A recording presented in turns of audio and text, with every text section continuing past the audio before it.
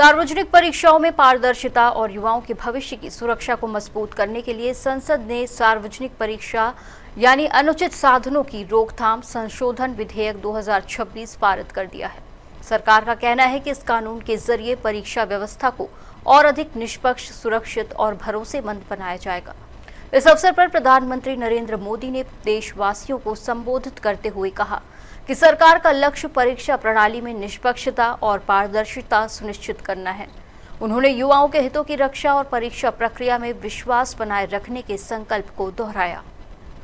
विश्वस्त परीक्षा पद्धति,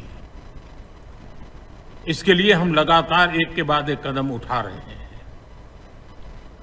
टास्क फोर्स की रचना हो, फास्ट ट्रैक की और रचना हो, राज्यों के सुझावों को ध्यान में लेना हो, क्योंकि पिछले कई दशकों से हर राज्य और केंद्र सरकार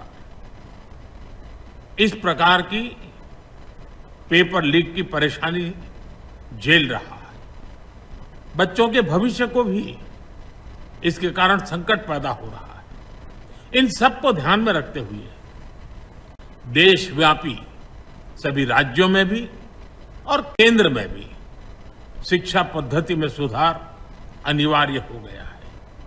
टेक्नोलॉजी के भरपूर उपयोग की आवश्यकता हो गई है और साथ साथ फिर से कोई पेपर माफिया, पेपर लीक करने वाली गैंग, देश के बच्चों के भविष्य के साथ खिलवाड़ करने वाली गैंग, उनको बख्शा नहीं जाएगा।